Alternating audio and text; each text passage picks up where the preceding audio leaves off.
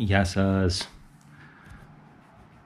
Τελικά πούλησα το gimbal, το iSteady το 2. Ήταν ένα αρκετά καλό gimbal με πολλές λειτουργίες, αλλά δεν με ικανοποίησε όσο θα ήθελα. Τελικά το πούλησα και βρήκα σε μια πολύ καλή προσφορά της εταιρείας Feiyutech το G6 και αποφάσισα να το πάρω αυτό. Είναι ένα πολύ διαφημισμένο gimbal με πολύ καλές κριτικές και πάμε να το κάνουμε unboxing να δούμε τι περιλαμβάνει.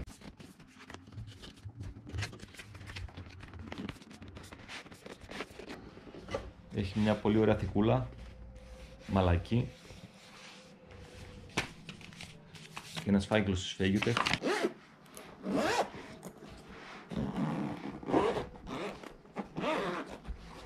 Ταν.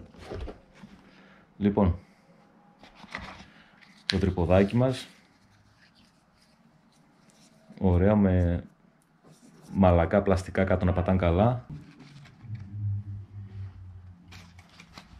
Για να δούμε και το gimbal. Πολύ καλή ποιότητα, έχει μια μικρή οθονούλα εδώ πέρα με κάποιες ενδείξεις. Τώρα δεν κάνει να το ανοίξω εδώ πέρα για να το δείτε κι εσείς, γιατί πρέπει να βάλω την κάμερα πάνω και βγάζω αυτή τη στιγμή με την GoPro 7. Έχει δυνατότητα ασύρματης σύνδεσης με την GoPro και μπορούμε από εδώ πέρα, έχει κουμπί να πατάω εγγραφή, να το σταματάω. Από εδώ μπορώ να αλλάζω τα modes στην κάμερα. Εδώ είναι η υποδοχή του USB που φορτίζει, joystick καλής ποιότητας. Εδώ έχει κουμπί trigger που επαναφέρει στις αρχικές μοίρες στην κάμερα. Εδώ ρυθμίζει το tilt δεξιά-αριστερά.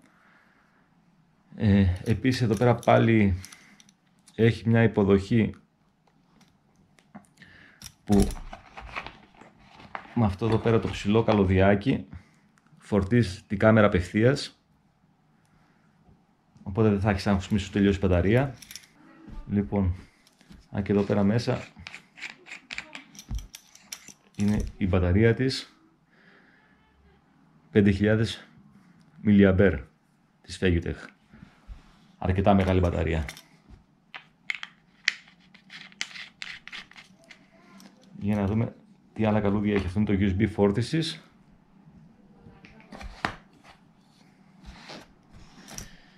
Και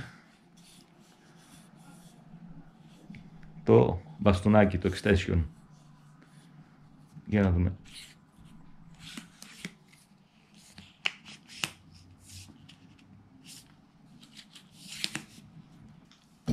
Φοβερές λήψεις μπορεί να κάνεις με αυτό το μπαστούνάκι, τέλειο.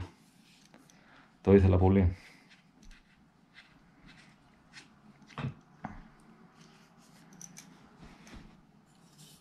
Μεγάλη υπόθεση. Τα χωράνε όλα εδώ πέρα μέσα. Λοιπόν, πάμε να κάνουμε και τα πειράματά μας τώρα. Γεια σας. Έχουμε έρθει να κάνουμε τα τεστ μας.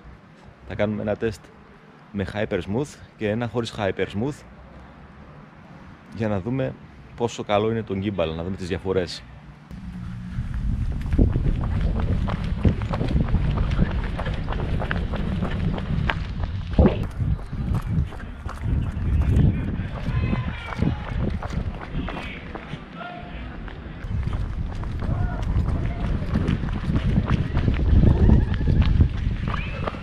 Λοιπόν, τώρα έχουμε ενεργοποιήσει το Hyper Smooth και για να δοκιμάσουμε και ένα τρέξιμο.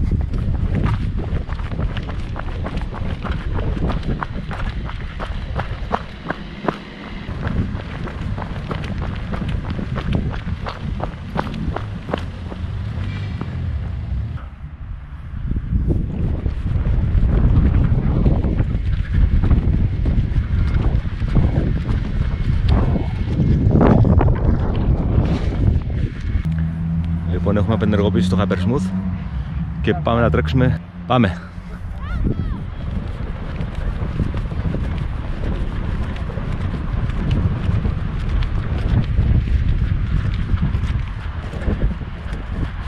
Πάμε!